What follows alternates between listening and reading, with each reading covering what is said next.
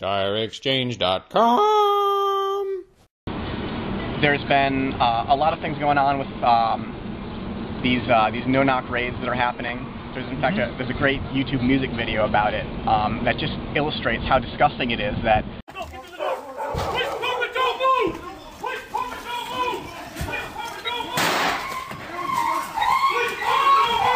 these SWAT teams, which are, militarized police, are barging into people's homes, terrorizing their children, shooting their animals, all in the name of, protecting us from drugs. And very often the drug that's the culprit is marijuana, a drug that, anyone who's bothered to do the least bit of research would know that is much safer than alcohol, nicotine, even safer than caffeine. Fair enough.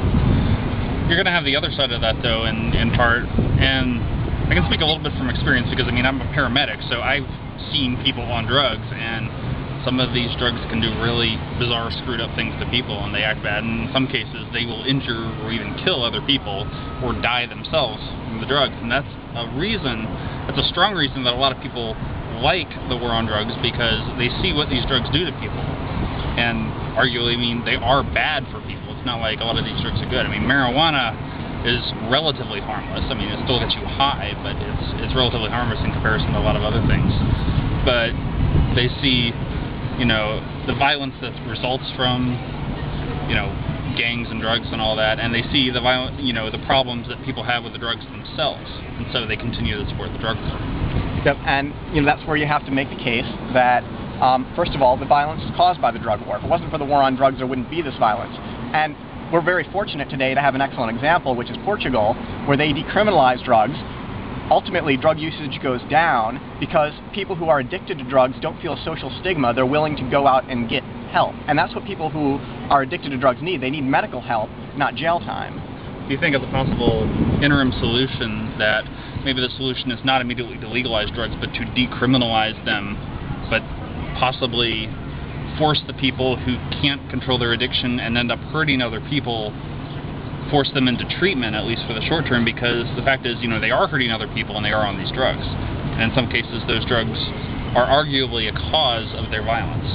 Well, ultimately, I wouldn't support any program that forces anyone to do anything. Right. I think compared to what we have now, that's definitely a step in the right direction. So as a very pragmatic individual myself, I would definitely support transitioning to that. And I think once people saw the results of that, they'd be very open to, well, we don't need these laws at all. This can all be done voluntarily. Well, hopefully that would be correct. But there are a lot of people who, in the same way with the schools, the problems with the drugs are real problems that real people have, and people see their friends or their family members destroyed by their use and or abuse of a lot of these illicit drugs. So, and as a libertarian, obviously I think that all the drugs should be legalized entirely, but that's not an argument you can make to the general public at this time. And, well, the argument you make is that they're going to be able to get help when it's legalized, because right now, if you're addicted to cocaine, you don't want to go up, to someone and say, hey, look, I'm addicted to this dangerous drug that happens to be illegal. Can you help me out? No one wants to do that. They're terrified of not only the social stigma, but the potential criminal consequences of that. When it's not criminal to do these drugs anymore, people will be willing to get help, and that's the case you need to make to people, that, they're going to be in a better position to get help. Those people whose lives were destroyed would have been in a better position to get help if it were decriminalized to begin with, or if it were legalized to begin with. One of the interesting things about the drug war is right now that even at the same time that people are trying to push for legalization of at least medical marijuana, if not outright legalization of marijuana. I'll stop for a second while that goes by. But another issue is that some of these same people are pushing for banning cigarette smoking. And so it's not exactly always a principled stance that these people are taking. So how do you convince the folks?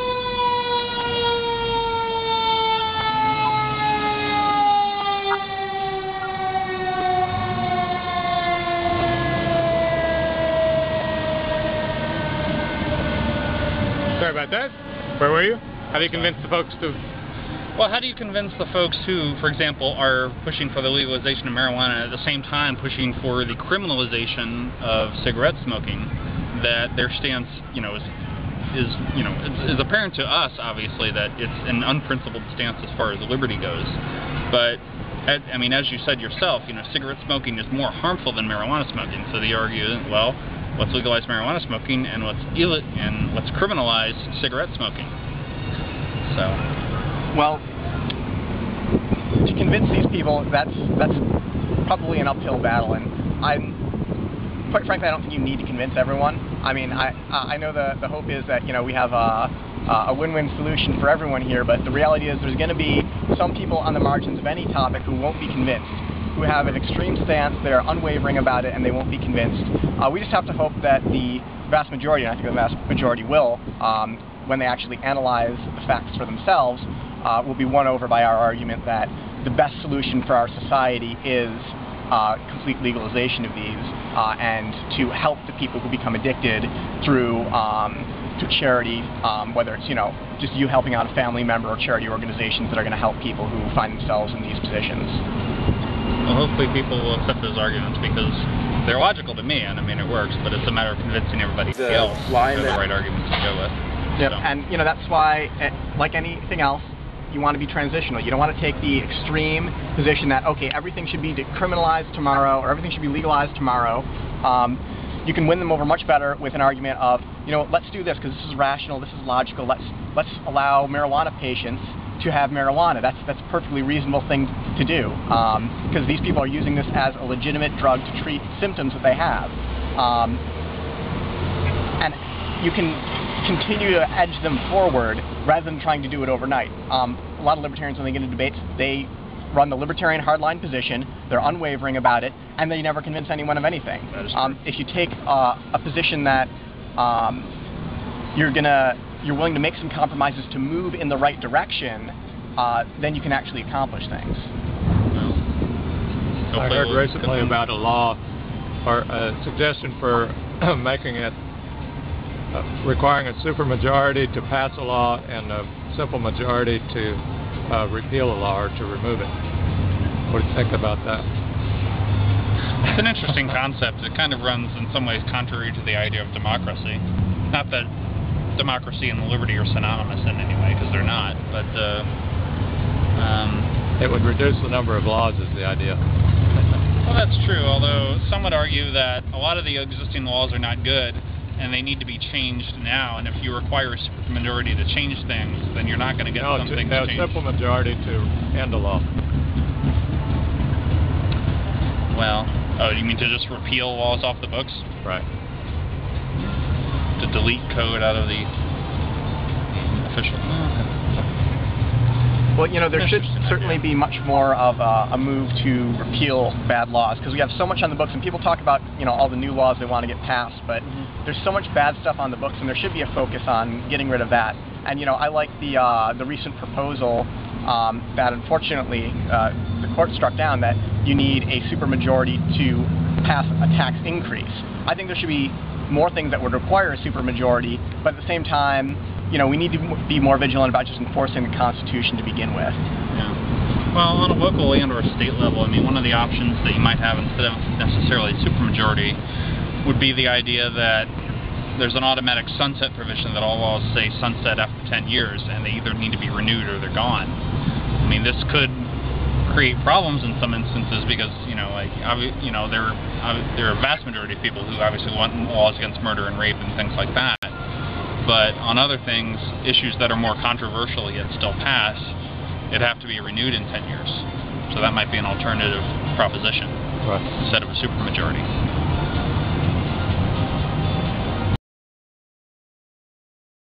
Sell yourself to the Shire. Become the hero of your own mythology.